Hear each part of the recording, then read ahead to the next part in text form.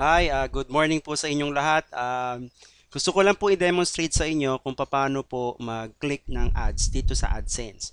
Okay, basically po, pagkatapos nyo po mag-login doon sa pinaka-screen natin, mapupunta po kayo sa website na to, yung adsense.ptc.com.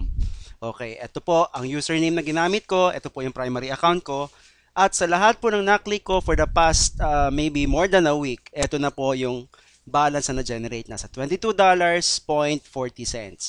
Okay, ang lahat po ng AdSense dollars, ang equivalent po ng bawat 1 AdSense dollar is equal to 50 pesos. Huwag po nating ipagkakamalan na yung dollars sa pinag-uusapan po natin dito ay US dollars. Hindi po ganon. Dollars lang po ang form of currency yung ginagamit natin dito sa ating online portal ng clicking. So, eto na po yon, ibababa lang po natin. Basically, pag nag-create po kayo ng login, ang makukuha nyo pong unang account is usually yung standard silver na meron pong one ad. Hindi po one ads. One ad lang po, singular. Pero practice lang po ito. Mag-generate man po kayo ng mga pera dyan, hindi po yan babayaran. Ang mababayaran lang po kayo pag ang account nyo po sa PTC ay na-upgrade na from standard silver to executive diamond. Mapapansin nyo po, may nakalagay pong kulay yellow dito, sinasabing premium gold. So, parehas lang din po yan. Kaya kung titingnan nyo po rito, meron siyang premium gold na kulay.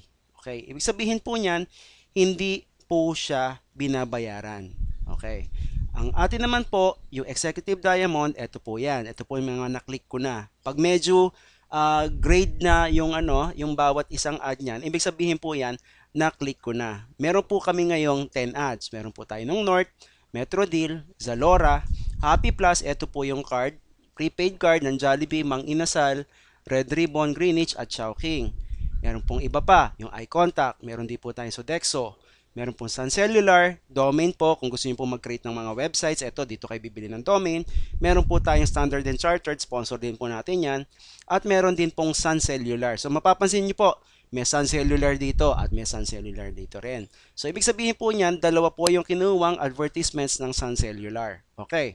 Paano po mag-click? Okay. Ito na po yung console natin. No? Ibababa ko lang po ngayon. Gusto ko pong ipakita sa inyo kung paano po mag-click ng isang ad. Piliin po natin ang Sun Cellular.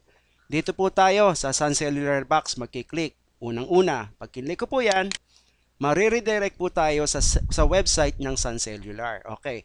Mapansin nyo po, nag-countdown na 20 seconds.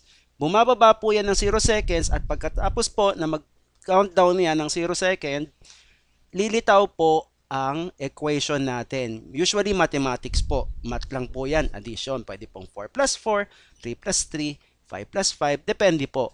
So ngayon po, ang lumitaw ay 8 plus 6. 8 plus 6 is equal to, okay, ano po ang sagot?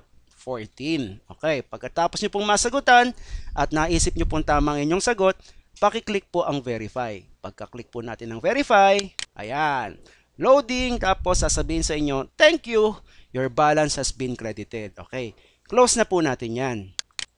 Pagka-close po, mapapansin nyo, grayed out na yung Sun Cellular. Akyat na tayo ngayon. Hindi pa po siya nag-count. Ang gagawin po natin, ire-refresh po natin ito. Ang gamit ko po, Google Chrome. So, kanina po, $22.8, ngayon, 23 na. So, ayun po, dito na po nagtatapos ang presentation po natin ng pagkiklik ng ads. Maraming salamat po.